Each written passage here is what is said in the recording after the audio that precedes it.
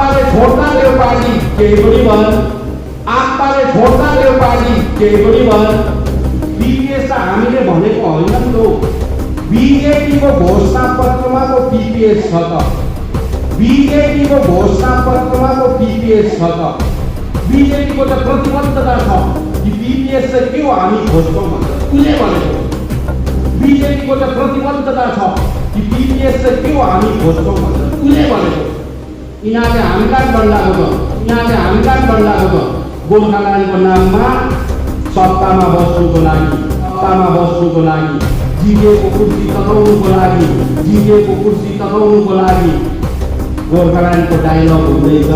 गोर्खाल्यान्ड दिन्छ, यिनीहरूले हामीलाई डन्डाको त गोर्खाल्यान्डको नाममा सत्तामा बस्नुको लागि, जिटिएको कुर्सी तताउनुको लागि गोर्खाल्यान्डको डायलग हुँदैछ। गोर्खाल्यान्ड दिन्छ। The BJP is committed in finding a permanent political solution भनेको छ। BJP is committed in finding out, BJP को त प्रतिबद्धता छ कि पीपीएस चाहिँ के हो हामी खोज्छौँ भनेर उसले भनेको। हामीलाई कसरी थाहा था उसको पीपीएस थियो? सागर मन्थनमा शेषनागलाई रगडिँदा के निस्किन्छ। अरू त सबै अमृतको दौमा छ। यहाँ जति पनि पोलिटिकल पार्टीहरू छ यिनीहरू अमृत खाने दौमा छ। फेरि यो अमृत जनतासम्म पुग्दैन नि, यिनीहरूले खालि स्वार्थै खाँदैन। हाम्रो सुभाष घिसिङज्यू अतुल्य गोर्खा पिताका कस्तो थियो भन्दामा सागर मन्थनमा सधैँ पोलिटिकल डायलगमा सधैँ अमृतै निस्किन्छ भन्ने छैन। सागर मन्थनमा विष कसले दिएको थियो? देउताले पनि नखाने, दानवले पनि नखाने, कसैले नखाने। त्यो नखाएको खण्डमा त्यो विष चाहिँ अब त्यो विषको प्रकोप कस्तो हुन्छ त्यो विष चाहिँ रोक्नु नसक्दा, थाम्नु नसक्दा। यसै कारण देव आदि देव महादेवले विष पिउँदा त उहाँ नीलकण्ठ भने कण्ठमा गएर उहाँको विष पर्थ्यो। संसार बचाउनुको लागि, ब्रह्माण्ड बचाउनुको लागि देव दानव मनुष्य पशु प्राणी बचाउनुको लागि महादेवले त्याग दिनुभयो, बलिदान दिनुभयो। विश्वको संसारको राजनीतिक इतिहासमा पनि त्यस्तै विष पिउने एउटा महान व्यक्ति सुभाष घिसिङ थिए, जसले 2005 मा जाति बचाउनुको लागि उहाँले विष पिउनुभयो। दिल्लीको पीपीएस पनि त्यही हो, सागर मन्थन हुँदैछ, तान हुन्छ। अब विष के हुन्छ अरूले चाहिँ खाँदैन, हामी चाहिँ खान्छौँ। जनतालाई हामीलाई कसरी थाहा था उसको पीपीएस थियो? हामीलाई कसरी थाहा था उसको पीपीएस थियो?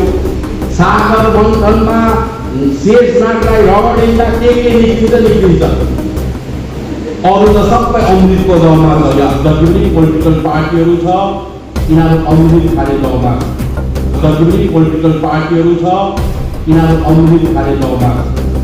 फेरि यो अमृत जनतासम्म पुग्दैन नि, यिनीहरूले खालि स्वार्थै खाँदैन।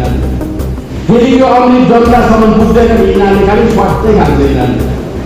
हाम्रो सुभाष घिसिङज्यू अतुल्य गोर्खा पिताका कस्तो थियो भन्दामा सागर मन्थनमा सधैँ पोलिटिकल डायलगमा सधैँ अमृतै निस्किन्छ भन्ने छैन।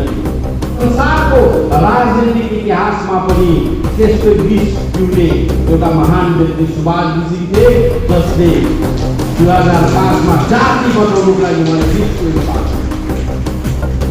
दिल्लीको पीपीएस पनि त्यही हो, सागर मन्थन हुँदैछ, तान हुन्छ। अब विष के हुन्छ अरूले चाहिँ खाँदैन, हामी चाहिँ खान्छौँ। तर त्यो पनि जनतालाई त विष दिलाउँदैनौँ, हामी सत्य बोल्छौँ। दिल्लीले जे भन्छ त्यो पारदर्शिता हुनुपर्छ। उदाहरण यत्रो 12 वर्षमा दिल्लीले लड्डायो भने दिल्लीले 12 वर्ष लड्डाएको है एक दिनमा हुँदैन। 12-13 चोटि डायलग गर्नुपर्छ। आत्मा पनि हट्टु हैरान भएको, हट्टु हैरान बनाउँछ। यसै कारण आप्पाले आएर भन्नुभयो दिल्ली चाहिँ इमानले चिनेको छ, देखेको छ, मैले चाहिँ दिल्ली चिनेको छु। फलमको चिउरा कबाब जस्तो, दलसिङ ढुङ्गा प्रेसर कुकरमा पकाएको जस्तो साह्रो दिल्लीले केवल अब डायलग भनेको एउटा लामो प्रोसेस हो। एउटै मिटिङमा भर्ती हुँदैन। एउटा मिटिङमा अब गयो इन्ट्रोडक्सन होला, हाम्रो सोच्दा उहाँको चिनाजान होला, चिनापत्ती हो। दिल्ली नचिन्नेहरूले, दिल्ली नदेख्नेहरूले, केन्द्रको सोच नबुझ्नेहरूले बोल्छ, फेसबुकमा बोल्छ। अहिले त प्रायः फेसबुक पनि जन्मेको नेताहरू छ। सङ्घर्ष नगर्ने फेसबुकमा बस्यो, ठुल्ठुलो कमेन्ट देख्यो, त्यस्तो छ। अहिले त प्रायः फेसबुक पनि जन्मेको नेताहरू छ। सङ्घर्ष नगर्ने फेसबुकमा बस्यो, ठुल्ठुलो कमेन्ट देख्यो, त्यस्तो छ। अध्यक्ष मोहन घिसिङको राजनीतिक परिपक्वता चाहिँ कतिको छ? अब चाँडोभन्दा चाँडो यो तपाईँको वार्ताको लागि एउटा अफिसियल पत्रचार दिल्लीबाट आउनेवाला छ। अब के आउँछ कसो आउँछ त्यो हाम्रो हातमा छैन। तर पोजिटिभै होस्, पोजिटिभली सोच्नुपर्छ। कोलाई बोलाउँछ, कहाँ बोलाउँछ, कलकत्ताको दिदी आउने हो कि होइन। तर अब अहिले नै ट्राइपार्टेट चाहिँ नहुनु, तर एउटा डायलग प्रोसेस खोलिनु चाहिँ ठुलो कुरो हो। किनभने जति पनि आन्दोलन भयो, लडाइँहरू भयो, त्यो चाहिँ अन्तमा गएर टेबलमै टुङ्गिएको हुन्छ। त्यसको समाधान टेबलमै छ। 2017मा यत्रो जनआन्दोलन भयो। जिएमसीसीमा हामी दुईजना एमपी सर मैले जिएनएल पार्टीको प्रतिनिधित्व गरेको। दुईचोटि उहाँको होम मिनिस्टरमा भेट्दा पनि त्यो डायलग ओपन हुन सकेन। यसै कारण जितिए नै, अचिभमेन्ट जितिए नै। तर डायलग ओपन भएपछि मैले अघि नै भने जितिए चाहिँ आइसियूबाट शमशान घाटतिर। यो हाम्रो ठुलो चिज हो, अब्स्टेकल हो, रोडा हो। गोर्खाको चिनारी अस्मिता, गोर्खाको भविष्यमा ठुलो रोडा चाहिँ यो जितिए हो। र अब यो डायलगको चित्राउँछ। अब एकदमै हामी पोजिटिभ हुनुपर्छ, प्रार्थना गर्नुपर्छ, प्रार्थनामा राख्नुपर्छ। हरेक समुदायले, हरेक कम्युनिटीले आफ्नो धर्म पद्धतिमा, माताहरूले, विधवाहरूले चर्चतिर, गुम्बामा, गिर्जामा, किनभने दैविक शक्ति पनि उहाँले विश्वास गर्नुहुन्थ्यो। कतै गर्नुभयो, अरू पार्टीको नेताहरूलाई सोध्नु त्यो मलाई पनि सोध्नुहोस्। म उहाँसँग दिल्ली गएको छु, दिल्लीमा उहाँले भट्याएको सुनेको छु। अरू पार्टीको नेताहरू अकमक्क अब गतक्क त भन्नुहुँदैन, तर उनीहरू अभाग हुन्छ। अभाग अन्डर एस्टिमेट गरेको हाम्रो अध्यक्षलाई। पहिला मैले भनेको थिएँ सुभाष घिसिङको गुण हो, डिएनए हो मोहन घिसिङ।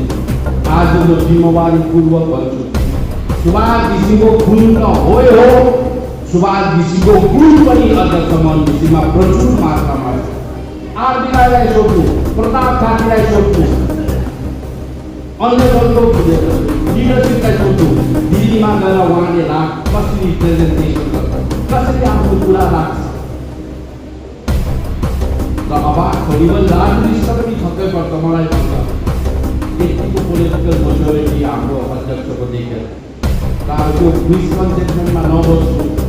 आज पहाडमा सबै पार्टी दुई फ्ल्याट हुँदा पनि सिङ्गो पार्टी, दलिलो पार्टी छ।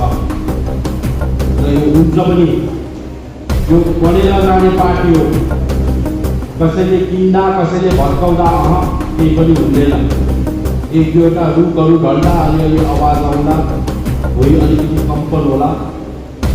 तर यो पार्टी बिग्रिँदैन, यो पार्टी अगाडि बढ्छ।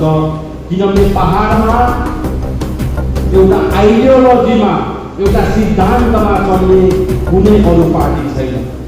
आइडियोलोजी हुन्छ पार्टीमा, इजमले चल्छ पार्टी। धर्म पनि इजमले चल्छ। बुद्धिज्म बुद्धको इजमले चल्छ। क्रिस्चियनिटी यीशु मसीहको इजमले चल्छ। इस्लाम प्रोफेट मोहम्मदको इजमले चल्छ। कांग्रेस गान्धी इजमले चल्छ। बीजेपी पनि अब त्यो हिन्दू आइडियोलोजी, वीर सावरकर यसको इजमले चल्छ। हाम्रो पार्टी पनि सुभाष इजमले चल्छ। कम्युनिजमहरू कम्युनिस्टको इजम, मार्क्सिजम। तर अरू पार्टी केले चल्छ? तर अरू पार्टी केले चल्छ? कमिसनिजम, ममताइजम, कमिसनिजम, ममताइजम, कमिसनिजम। ममताइजम र हाम्रोमा त्यो इजम छ, हाम्रोमा त्यो सुभाष घिसिङको छ। हामीले त्यति मेहनत गर्नु पर्दैन, उहाँको प्रचुर आशीर्वाद छ। र त्यस्तो सङ्कटबाट अन्तमा के भन्न चाहन्छु, जेले पार्टीलाई सबभन्दा ठुलो आघात कहिले लाग्यो जब आत्माले हामीलाई छोडेर स्वर्गीय हुनुभयो। आत्माले छोड्दा यो पार्टी केही पनि भएन, आत्माले छोड्दा यो पार्टी केही पनि भएन। आत्मा स्वर्गीय हुनु भएन, हामीलाई नठानेकै छाड्दा त उहाँको इजमले यो पार्टी बढेको बढेको बढेको बढेकै छ। हामी डराउनु पर्दैन, हताश हुनु पर्दैन। तपाईँ जस्तो इमान्दार कार्यकर्ताको दाजु विश्रामी छक्कै पर्छ दिल्लीमा। तपाईँहरूको हो कारणलाई मान्नुपर्छ। हाम्रो धरोहर, हाम्रो धन हामीले अरू केही नकमाए तापनि तपाईँ जस्तो होनार क्याडर सन्दकपुरदेखि लिएर माने भन्ज्याङसम्म, सुकियादेखि लिएर सुकुनासम्म हामीले कमाएको छौँ। र तपाईँको धैर्यलाई, तपाईँको इमान्दारितालाई, तपाईँको पार्टीप्रति मायालाई म सलाम गर्दै मेरो सानो वक्तव्य यही अन्त गर्न चाहन्छु। जय गोर्खा, जय मोहन घिसिङ, जय गोर्खा।